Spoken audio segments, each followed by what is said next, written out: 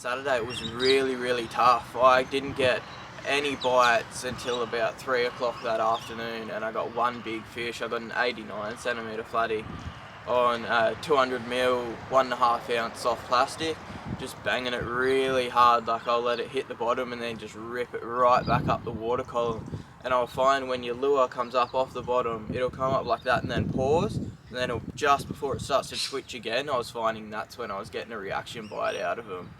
So, bank coming out with a nice drop off in it and a big rock bar that come in around behind it, and there was a lot of bait pushing up in there, so pretty much I was just casting up my plastics as hard as I could up into that rock wall and just bringing it around through the flat and off to the drop off. And most of the time you would see those fish coming up off the drop off, smacking them baits.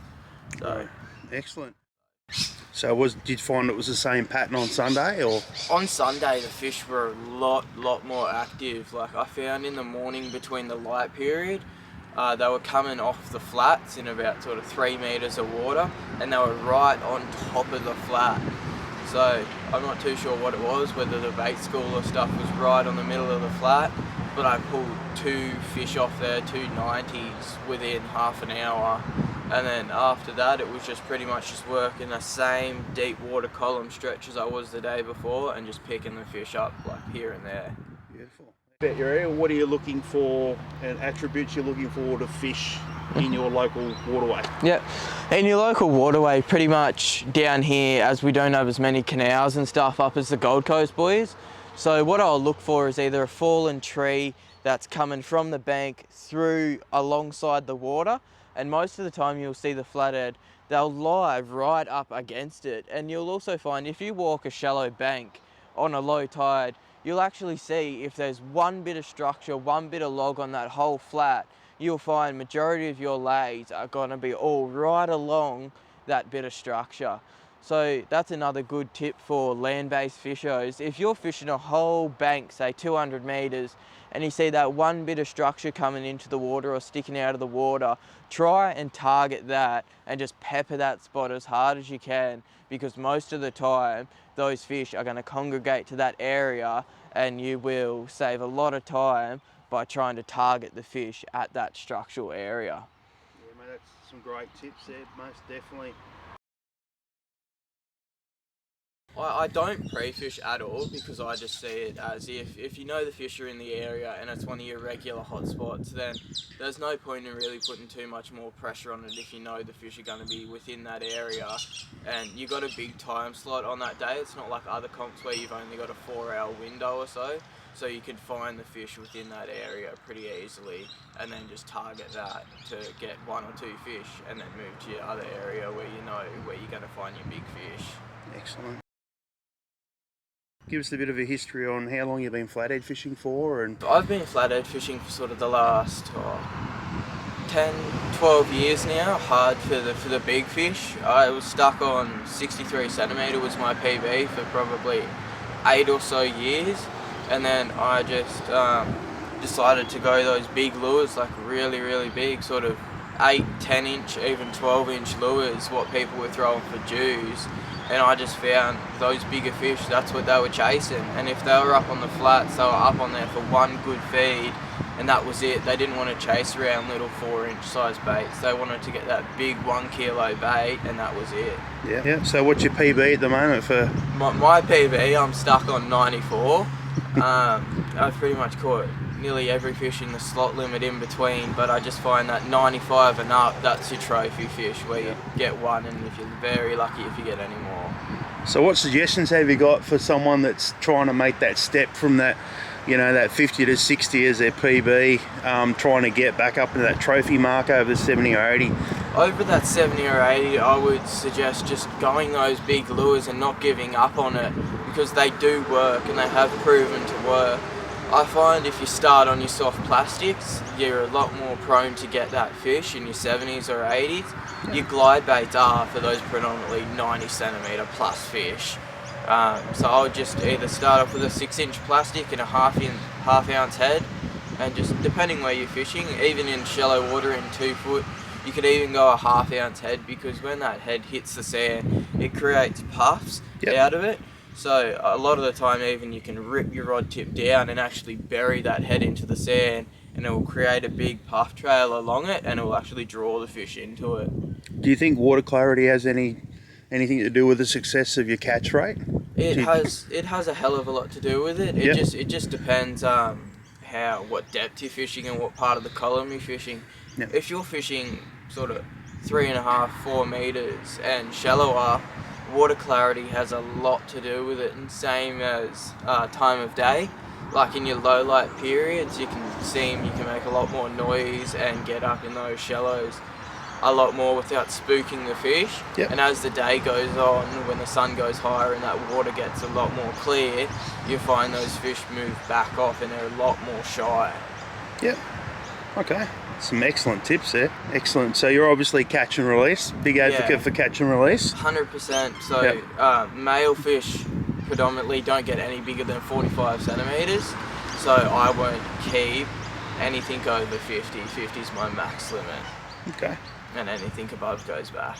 So it's all about that sustainability, and it's about if you want to catch that meter trophy fish, then obviously we've all got to play our part in regards to releasing the bigger ones. Yeah, 100%. Like they are really, really rare fish. Like you may only see like 1 or 2 a year. Like a couple have popped up recently, but generally you only see maybe that 1 fish a year that's a meter, and a genuine meter on a mat at that. Yep. I find if people are going to kill fish that are that size, in 10 years time, like your big fish is going to be 50-60 centimeters, so Yep. the coming generations aren't going to have that chance to actually see a true giant flathead. Alright guys, so pretty much I'll just run through a couple of different lures and stuff I was using on the day. So to get size comparison, I was using something like these big Pro Lure XL shads with a green underside, I think it is, and a blue top. In the deep water, I find that looks just like a yakka or a slimy. So that's what was running through in the area that I was fishing at the time. So that lure worked really well, matched up with some sac scent. So sac scent is a type of scents like any other on the market, but I find that with these scents here, that they stay on the lure a lot longer, unlike other oily scents where they come off and you have to put a lot on. Like I'll put some of this on and it will last like an hour, hour and a half before you can see it start to wear off. Another good thing with these scents is that it has a glitter in it, so it makes that extra shine in the water, which I find is really effective. For flathead, bloodworm is probably my favourite flavour and caught the biggest fish for myself. I'll just run through a couple of other lures with you guys that I was using as well. So when I fish deeper water, I use stuff like this.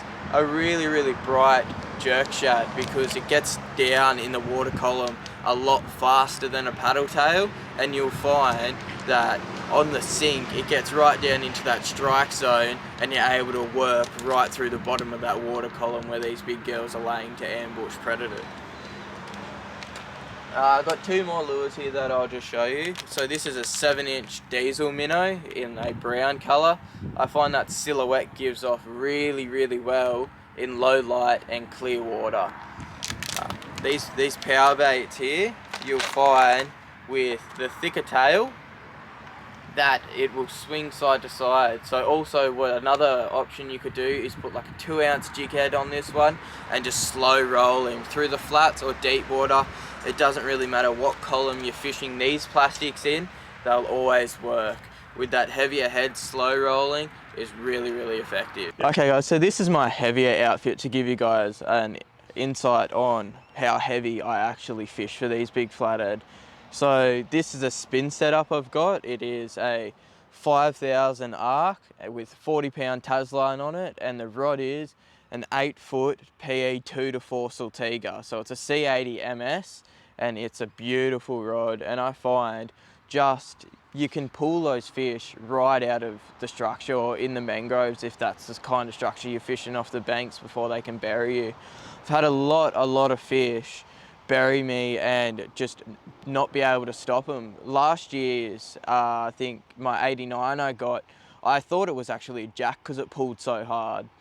I use nearly lock drag, and I find if you set that hook in that jaw, you're not gonna pull hooks. So that's kind of a setup that I run. On this, I'll run probably a 50-pound leader or so. Some people think it's too heavy, but I find if that line gets up around them gill rakers, they could just do you like that. 50 pound. 50 pound. Okay, I just had to pick me jaw off the ground. Okay, 50 pound it is. 50 pound. Awesome, wow, okay. Awesome. Another thing I'd just like to mention is I'm just about to release a new company if anyone was interested. It's called Jaifish Tournament Tackle. I'm currently only on Instagram. There will be a site up and running in the coming months, and there's a lot of things in the works. I'll also be running a competition for names of new products, and there will be prize packs put together for as such. So pretty much the quickest to be released will be a flathead tee. I'll have a jumper, so it'll be a GT styled jumper, and I've also got a spray jacket in the works as well. That'll be new to be released.